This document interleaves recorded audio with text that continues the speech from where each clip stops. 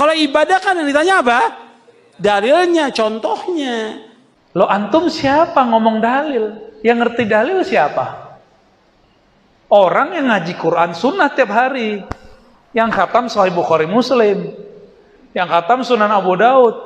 Lo Arba'in Nawawi aja belum khatam-khatam. Lu yang mengadakan ibadah dia kok yang ditanya kita larangannya. Kalau ibadah kan yang ditanya apa? Dalilnya, contohnya. Jika kamu tidak tahu, qul la adri. Cukup katakan saya tidak tahu. Dalilnya ada atau tidak? Paham ini? Hati-hati ngomong begitu. Ya, qauluka la adri nisful ilm. Kamu ngaku tidak tahu itu sudah separuh tahu. Karena orang kalau ngaku tidak tahu dia akan cari tahu. Inilah separuh ilmu. Saya mau tanya kepada Pak Kiai. Pak Kiai ini datang ke kubur minta-minta itu. Keterangannya mana? Nggak tahu. Kiai itu nggak tahu. Lalu itu perbuatan syirik. Karena meminta dan beribadah kepada Allah. Bawakan dalilnya. Cuma ngaji di YouTube, ngaji sekali seminggu, sekali sepekan, seahad, udah berani bilang nggak ada dalilnya. Ngaca dulu. Itu kiai 20, 30, 40 tahun ngaji Quran dan Sunnah. Dalilnya ada atau tidak? Paham ini? Jadi setiap kali membahas apa, mana dalilnya? Mana ada di sama Rasul? Nah ini kalau logika aja dia kacau itu. Mana dalilnya? Sahih atau tidak? Kemudian setelah itu bagaimana penjelasan para ulama dalam syarah-syarah hadis tentang hadis itu? Supaya kita beragama ini dengan benar. Kita cari guru yang betul-betul mengajarkan kita dengan dalil. Supaya kita nggak sesat. Dia nggak tahu, dia bilang bid'ah. Padahal bid'ah itu sesuatu yang tidak ada dalilnya. Kalau masih ada dalilnya, kalau ente nggak tahu bilang, maaf saya nggak tahu dalilnya. Itu lebih aman. Mana dalilnya? Mana sanadnya? Mana dalilnya? Orang kalau sampai di tahapan ini, dia akan sering ngomong boleh, tidak boleh. Sunnah, bid'ah, halal, haram. Itu baru seperempat agama loh. Jangan terlalu larut bahas ini, nanti keras. Coba deh, saya ngajak berpikir yang waras. Jadi jangan langsung diambil, kalau gitu Ustadz mengharamkan. Loh antum kok nggak berpikir? Sama jawaban antum dengan ahlul bid'ah nanti itu. Karena mereka mengaji, maka mereka tidak berani ngomong begitu. Betul-betul luar biasa. Dalilnya ada atau tidak? Paham ini? Kalau yang ibadah ditanya apa? Dalilnya ada. Gak akan selesai. Ini aneh ya. Ini sungguh aneh. Dia menampilkan yang Allah tidak suka tampilkan. Bapak ini senang gak disebut kejem? Bawakan keterangan dalil dan tanya pada dia dalilnya. Mana? Jangan dibalik. Larangannya ada atau tidak? Lu yang mengadakan ibadah dia kok yang ditanya kita larangannya? Kalau ibadah kan yang ditanya apa? Dalilnya, contohnya. Ini kurang imannya kepada Allah, maka kurang percaya kepada takdir. Jadi takdir itu puncak iman kepada Allah. Nah, ini udah masuk akal, udah masuk ke kolbu. Ini dalil akal yang tunduk ke kolbu. Inilah yang disebut lahum qulubu ya'qiluna biha. Mereka punya kolbu yang dijadikan sumber berakal, berpikir. Jangan seperti kelompok-kelompok materialis yang kemudian dibungkus agama. Akalnya berdasarkan data tertulis. Itu data tertulis kan bisa aja dipalsukan. Bisa digiring kemana-mana loh. Ayatnya sama, pemahamannya bisa beda.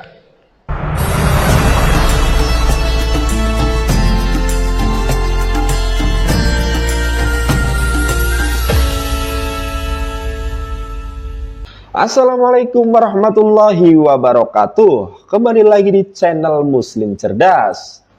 Sahabat, konsistensi berpikir dalam menentukan sebuah hukum memang sangat diperlukan. Meskipun dalam Islam sendiri banyak ditemui pengecualian pada hukum tertentu, kepentingan konsistensi kiranya harus banyak dipertanyakan kepada golongan Salafi Wahabi yang sangat sering menuduh muslim lainnya beribadah atau amaliyah tanpa dalil. Anggapan golongan mereka adalah orang yang paling sesuai dengan Nabi Muhammad SAW. Namun di satu sisi mereka menuduh amaliyah muslim semisal Nahdlatul Ulama sebagai bid'ah, sesat dan musyrik. Tuduhan tersebut tentunya tidak menggunakan dalil atau nas Al-Quran dan hadis, namun menggunakan dalil sendiri, pemikiran mereka sendiri, para Wahabi. Mana dalilnya? Sahih atau tidak? Kemudian setelah itu bagaimana penjelasan para ulama dalam syarah-syarah hadis tentang hadis itu. Supaya kita beragama ini dengan benar. Kita cari guru yang betul-betul mengajarkan kita dengan dalil. Supaya kita nggak sesat. Mana dalilnya? Mana sanadnya? Mana dalilnya? Jargon mana dalilnya? Mana tuntunannya? Tidak ada ayat atau dalil khusus. Nabi tidak pernah melakukan itu.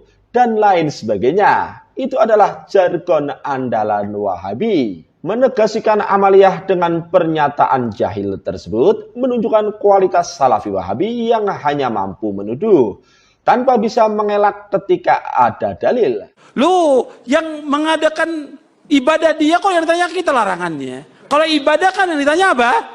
Dalilnya, contohnya. Dalilnya ada atau tidak. Paham ini? Cacat nalar Salafi Wahabi. Klaim Wahabi Salafi yang paling gampang untuk menuduh golongan di seberang tidak sesuai dengan Islam cukup murahan.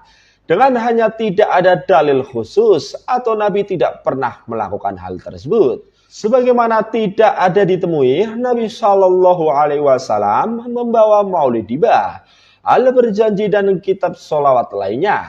Lah, wong kitab tersebut muncul jauh setelah Nabi Shallallahu Alaihi Wasallam.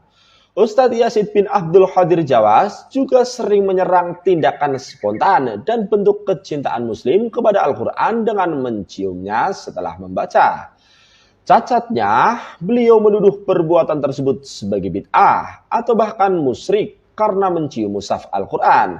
Alasannya adalah alasan klasik mereka, bahwa Nabi Shallallahu Alaihi Wasallam tidak pernah mencontohkannya. Dalilnya ada atau tidak? Paham ini? Kalau yang ibadah ditanya apa? Dalilnya ada. Bawakan keterangan dalil dan tanya pada dia dalilnya mana.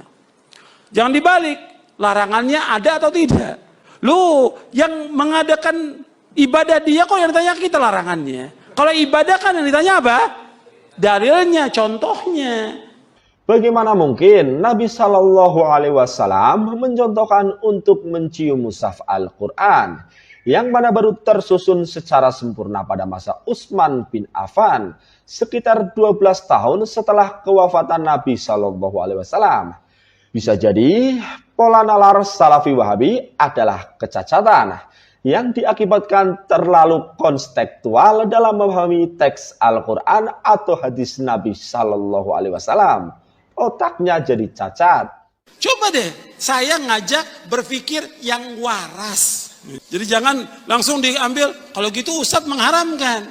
Loh antum kok nggak berpikir? Sama jawaban antum dengan ahlul bid'ah nanti itu. Syamsul Ma'arif menyadari pendapat Imam Qarafi bahwa larangan untuk melakukan penafsiran dan pemahaman teks agama dengan tekstual semata.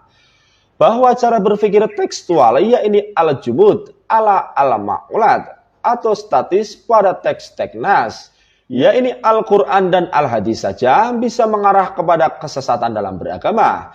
Kesesatan dalam agama kalau pemahaman hanya tekstual selamanya dan merupakan kebodohan, ketidakpahaman terhadap apa yang dimaksud oleh ulama terdahulu dan ulama-ulama salaf. Dia nggak tahu, dia bilang bid'ah. Padahal bid'ah itu sesuatu yang tidak ada dalilnya. Kalau masih ada dalilnya, kalau ente nggak tahu bilang, maaf saya nggak tahu dalilnya. Itu lebih aman. Orang kalau sampai di tahapan ini, dia akan sering ngomong boleh, tidak boleh. Sunnah, bid'ah, halal, haram. Itu baru seperempat agama loh. Jangan terlalu larut bahas ini, nanti keras. Imam Qarafi dengan jelas mengatakan bahwa penggunaan interpretasi teks saja dalam segala aspek keagamaan sangat berbahaya. Karena dalam setiap makna dalam sebuah bahasa memiliki kandung luas yang mencakup beberapa aspek. Baik budaya, konteks, kinayah, majas, umum khusus, dan lain sebagainya. Maka dalam mempelajari Al-Quran diperlukan perangkat ulumul Quran yang bisa didapatkan ketika mempelajarinya dengan konsentrasi tinggi. Bukan 2 minggu ketika di pesantren kilat. Cuma ngaji di YouTube, ngaji sekali seminggu, sekali sepekan, seahad, udah berani bilang nggak ada dalilnya. Ngaca dulu. Itu kiai 20, 30, 40 tahun ngaji Quran dan Sunnah. Mana dalilnya? Mana sanatnya? Mana dalilnya? Kita sangat jengah ketika amaliyah Muslim Nusantara tertuduh bid'ah, musyrik dan sesat. Dan kemudian bertanya mana dalilnya atau ada tidak tuntunannya. Karena maksud pertanyaan tersebut bukan semata-mata bertanya, namun bertanya untuk menyalahkan. Sebagai contoh adalah tuduhan syirik atau bid'ah sebuah majelis diba atau sholawat. Yang selalu dipertanyakan, pernahkah Nabi membaca sholawat?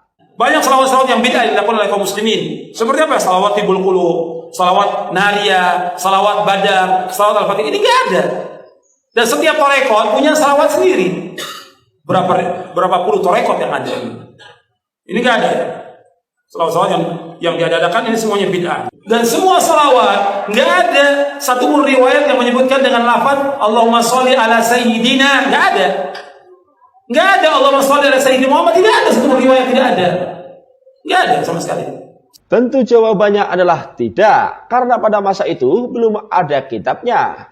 Salafi Wahabi sering juga menuduh membaca Yasin pada malam Jumat adalah bid'ah, karena tidak ada anjurannya. Maka dalam kerangka ini, Salafi Wahabi benar-benar menunjukkan kebodohan dan sama sekali tidak paham kategorisasi umum khusus dalam Islam. Allah Subhanahu wa Ta'ala berfirman, "Hai orang-orang yang beriman, rukuklah kamu, sujudlah kamu, sembahlah Tuhanmu, dan perbuatlah kebajikan supaya kamu mendapatkan kemenangan." Quran Surat Al-Hajj 77. Bahwa ayat tersebut sangat membuka pintu selebar-lebarnya untuk beramal atau amaliyah apapun selama baik maka bermakna ibadah. Membaca surat Yasin dikhususkan atau tidak tetap baik, sebagaimana pesan surat Al-Hajj ayat 77 tersebut. Maka tuduhan tidak ada dalil khusus atau Nabi Shallallahu Alaihi Wasallam tidak pernah melakukannya adalah murni dalil perbuatan kelompok Salafi Wahabi. Dan bisa jadi berasal dari nafsu mereka yang tidak suka dengan amaliyah sesama muslim. Wahabi yang selalu mengatakan mana dalilnya, hal ini jelas sangat bertentangan dengan kebiasaan pengikut Wahabi dan lainnya. Mereka kaum Wahabi tidak menerima atau menganggap cukup sebagai dalil di dalam suatu permasalahan tertentu, bahwa hal tersebut dapat dicakup oleh keumuman dari sebuah dalil. Maka para kaum Wahabi juga selalu menuntut atau mempertanyakan dalil khusus untuk permasalahan tertentu. Sikap dan kebiasaan seperti ini jelas sangat berbahaya. Hal ini dikarenakan jika di setiap perkara suatu masalah itu diisyaratkan untuk dapat dikatakan masuk dalam syariat atau tidak disebut bid'ah, dan diharuskan dalam dalil khusus tentang perkara tersebut, maka ini akan merusak tatanan dan menjadikan tidak berfungsinya keumuman dari Al-Quran dan As-Sunnah. Sehingga menjadi tidak sah lagi memakai dalil dengan keumuman tersebut. Keadaan seperti ini justru telah merobohkan sebagian besar dari dalil-dalil syar'i dan juga telah mempersempit wilayah hukum pada dalil. Kebiasaan yang demikian bisa berakibat bahwa syariat tidak lagi dapat berfungsi untuk memenuhi kebutuhan hukum. Atas perkara-perkara yang sangat ini terus berkembang dengan merubahnya zaman. Semua ini adalah akibat-akibat yang tentu bisa mengantarkan seseorang kepada penghinaan serta pelecehan terhadap hukum dan syariat. Na'udzubillahi min dzalik. Oleh karena itu, jangan takut atau jangan khawatir atas pernyataan-pernyataan mana dalilnya. Jawablah dengan ringan dan santai kepada orang yang mempertanyakan tersebut. Untuk lebih jelasnya, mari kita simak bersama cuplikan ceramah dari Buya Ar-Razi berikut ini.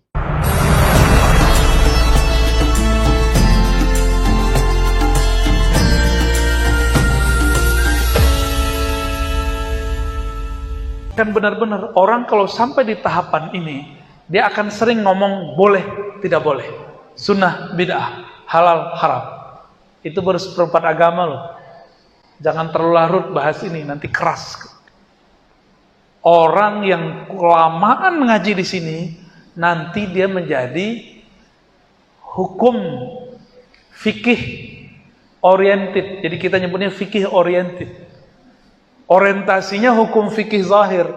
Jadi setiap kali membahas apa, mana dalilnya? Mana ada di zaman Rasul? Nah ini logika aja dia kacau itu. Dia nggak tahu, dia bilang bid'ah. Padahal bid'ah itu sesuatu yang tidak ada dalilnya. Kalau masih ada dalilnya, kalau ente nggak tahu bilang, maaf saya nggak tahu dalilnya. Itu lebih aman. Lo antum siapa ngomong dalil? Yang ngerti dalil siapa? Orang yang ngaji Quran Sunnah tiap hari, yang khatam Sahih Bukhari Muslim, yang khatam Sunan Abu Daud. Lo Arba'in Nawawi aja belum khatam-khatam, Riyadhus Shalihin aja belum khatam-khatam, terus ngomong tidak dalilnya, dihisab oleh Allah Subhanahu wa taala. Hati-hati. Hati-hati ngomong begitu. Ya, cukup katakan sebagaimana ulama salafus saleh Imam Malik. Beliau wafat 179. Berarti masih sebelum tahun 200, sebelum tahun 300, 179. Masih ketemu murid sahabat Rasulullah yaitu Nafi'. Apa kata Imam Malik? Jika kamu tidak tahu, qul la adri. Cukup katakan saya tidak tahu. Qauluka la adri nisful ilm. Kamu ngaku tidak tahu itu sudah separuh tahu. Karena orang kalau ngaku tidak tahu dia akan cari tahu. Inilah separuh ilmu. Ya. Cuma ngaji di YouTube, ngaji sekali seminggu, sekali sepekan, seahad, udah berani bilang nggak ada dalilnya. Ngaca dulu. Itu kiai 20, 30, 40 tahun ngaji Quran dan Sunnah. Karena mereka mengaji, maka mereka tidak berani ngomong begitu. Semakin Quran itu dalami, satu aja teks kita buka, Bismillahirrahmanirrahim. Antum percaya nggak? Bismillahirrahmanirrahim disyarah 40 hari, 40 malam nggak selesai. Semabuk-mabuk paling dah. Sholat berhenti, ngaji lagi, sholat lagi, ngaji lagi, nggak akan selesai. Dan itu disadari oleh sahabat Rasulullah namanya Ali bin Abi Thalib radhiyallahu taala anhu. Apa kata beliau? Jika saya mau, saya akan tulis, saya akan jelaskan tentang rahasia basmalah. Kemudian ditulis dalam kertas-kertas. Kertas itu dibawa oleh 40 onta. Berarti banyak itu. Ada nggak orang bisa nulis satu buku sehari? Nggak ada. Jadi kita butuh harus ngaca benar. Ya. Saya setiap kali baca surat Al-Fatihah dengan perenungan, saya menemukan hal yang baru. Percaya nggak? Setiap kali baca Fatihah dengan perenungan, bedakan terjemahan dengan pemaknaan, itu beda. Betul-betul luar biasa. Wajar jika bismillah itu adalah permulaan semua surat kecuali surat Taubah. Wajar. Wajar. Luh Mahfuz dalam hadis Imam Tirmizi pertama kali diperintahkan nulis oleh Allah, dia bertanya, "Ma aktub?" Apa yang aku tulis ya Rabb? Allah mengatakan, hadis sahih, "Uktub bismillahirrahmanirrahim." Tulislah dengan nama Allah yang Rahman, ya Rahim. Jika Luh Mahfuz dimulai Rahman Rahim, kenapa ada orang belajar agama tidak ada Rahman Rahimnya? Kenapa orang bawa nama Allah tapi tidak dengan Rahman Rahim? Ini aneh ya. Ini sungguh aneh. Dia menampilkan yang Allah tidak suka tampilkan. Bapak ini senang nggak disebut kejem? Terus ada orang cerita, enggak, si Anu tuh orang baik kok, penyayang. Lebih senang mana? Diceritain mana? Kita lebih senang diceritain kalau kita penyayang, benar nggak? Kira-kira sama Pak. Allah lebih suka daripada itu. Walillahil matsalul a'la. Bagi Allah perumpamaan yang tinggi. Itu al-Islam tuh ya. Jadi kalau antum cuma belajar fikih, belajar sunnah, bid'ah, siap-siap di rumah tangga tengkar. Siap-siap di masjid komplek tengkar. Jangan-jangan di masjid ini tengkar juga nih. Ya. Berarti salah orientasi. Cukup porsinya 1/4, jangan lebih. 1/4 kedua kajian iman. Iman itu di qalbu, berkaitan dengan akal. Maka hujjah orang belajar hukum zahir itu nomor ayat, nomor hadis. Tapi kalau hujjah iman itu rasional pengawasannya? Nggak ada. Adakah satu zarah di alam semesta wujud tapi tidak diciptakannya? Itu virus sebiji zarah. Kalau di Quran itu virus kan nggak kelihatan sama mata, bahasa Arabnya zarah. Itu disebut zarah. Apakah dia terjadi karena eksperimen konspirasi atau karena izin Allah? Sebenarnya izin Allah. Mereka mau buat makar, Allah buat makar juga. Dalam makar mereka Allah bermakar. Tenang aja ya. Cuma kita kan ditakut-takutin berita ini, beritanya lebih gede. Kalau antum nggak punya kekuatan nur di kolbu, apa yang terjadi? Kenapa ya saya hidup begini? Kenapa saya salah apa? Kenapa kami hidup di zaman corona? Nanti bakal ngomong gitu. Ini kurang imannya kepada Allah, maka kurang percaya kepada takdir. Jadi takdir itu puncak iman kepada Allah. Ya, orang yang mengatakan percaya kepada Allah, cek aja dia percaya, terima nggak? Ya, ini kan kajian kita terbuka. Hari Senin lalu saya ke Mabes TNI. Saya tanya tuh beberapa bapak, bapak hormat ke atasan, itu di hati ridho nggak? Capek loh Pak, hormat, siap, hormat siap. Itu kalau mereka nggak ridho dengan posisi mereka sekarang, stres itu. Dalam hati mikir, hormat mulu. Pasti gitu. Senyum, saya tanyain begitu senyum. Berarti emang separuh nggak ridho. Dan kebenaran ketemu sahabat kita keluar dari anggota karena stres, hormat mulu. Yang dihormat masih lebih muda daripada dia. Ya, masalahnya ridho apa enggak, gitu aja. Ya, ini udah masuk akal, udah masuk ke kolbu. Ini dalil akal yang tunduk ke kolbu. Inilah yang disebut lahum qulubu ya'qiluna biha. Mereka punya kolbu yang dijadikan sumber berakal, berpikir. Jangan seperti kelompok-kelompok materialis yang kemudian dibungkus agama. Akalnya berdasarkan data tertulis. Itu data tertulis kan bisa aja dipalsukan. Bisa digiring kemana-mana loh. Ayatnya sama, pemahamannya bisa beda. Kok bisa? Saya baca hadis. Kullu bid'atin dolalah. Tapi saya nggak suka membid'ahkan orang loh. Kawan saya baca hadis, kullu bid'atin dolalah. Tapi kok jadi kenceng? Sama-sama ngomong hadis kullu bid'atin dolalah, sama-sama baca Sahih Muslim. Apa yang masalah? Oh, ternyata perangkat ilmu dia ketika baca kullu bid'atin berbeda. Gitu. Ya. Itu bab iman ya. Saya mau tanya lagi, ridho nggak zaman pandemi? Ridho nggak dengan pekerjaan sekarang? Kalau ridho, selamat, sebentar lagi antum bahagia. Insya Allah ya. Karena kalau sudah ridho baru bisa masuk ke bab ihsan. Kalau nggak bisa masuk ke bab ihsan. Nabi ditanya mengenai ihsan. Apa itu ihsan? Jawabannya apa? Engkau menyembahnya seakan memandangnya. Jika tidak merasa memandangnya, maka merasalah dipandangnya.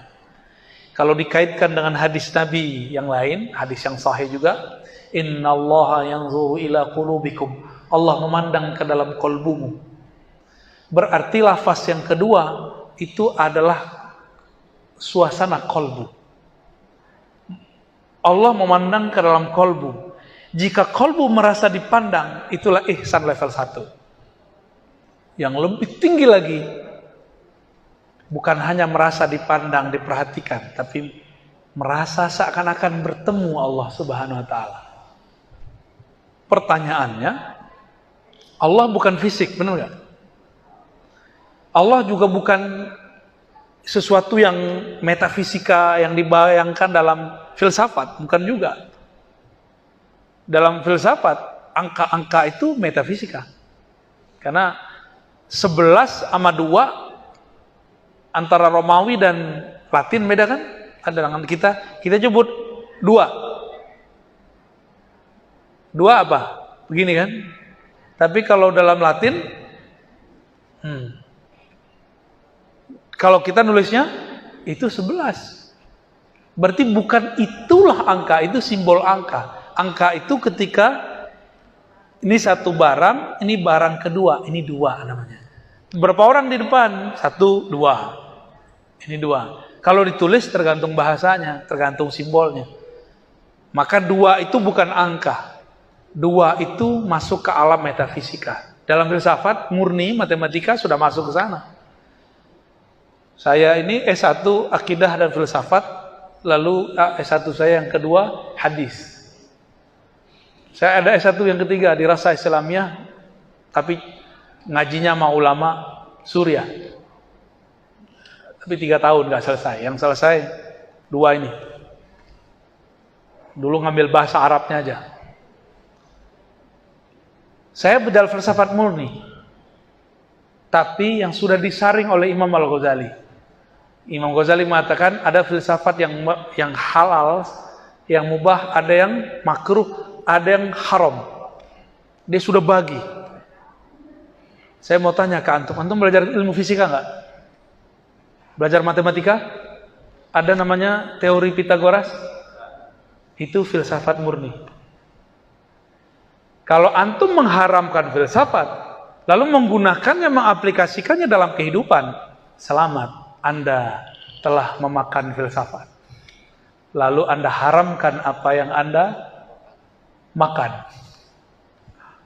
Ya, kawan saya belajar arsitek. Arsitek itu bahasa Arabnya handasah. Itu salah satu cabang dalam filsafat. Dulu hanya filosof yang bisa bangun. Itu sebabnya di Yunani, Athena itu bagus sekali. Itu dari bangunan filsafat. Jadi filsafat itu bukan cuma ngomong-ngomong Tuhan aja. Filsafat itu banyak cabangnya. Anda mau tanya lagi, antum belajar kedokteran nggak? Atau cuma kedokteran umum lah, dari ilmu biologi gitu, kimia, kan nanti kan pengobatan dari situ juga. Pasti pernah belajar biologi, kimia. Semua ilmu itu adalah cabang dari filsafat. Makanya ada kimia murni, ada kimia terapan. Yang murni ini filsafat. Matematika murni, matematika terapan. Yang murni itu filsafat. Terus filsafat itu apa sebenarnya? Maka kalau nggak ngerti, jangan haramkan. Definisikan dulu barangnya, cari tahu detailnya. Jangan-jangan itu konsumsi kita tiap hari. Jangan-jangan pekerjaan kita pakai itu semua. Antum pakai laptop nggak kerja? Itu semuanya pakai teori filsafat terapan. Jadi mikir-mikir dulu. Pakai kamera nggak? Kamera. Ini kamera ini yang menemukan filosof namanya Ibnul Haytham. Foto dengan video. Nah, ini ada sahabat saya baru hijrah. Terus dia bilang, "Tat, foto itu haram." Oh gitu. Terus kamu ngaji sama siapa? Ngaji sama si fulan. Lewat apa? YouTube. Oke.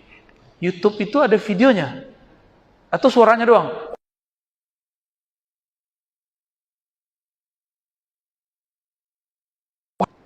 Tapi yang merasa dia perhatikanlah Allah.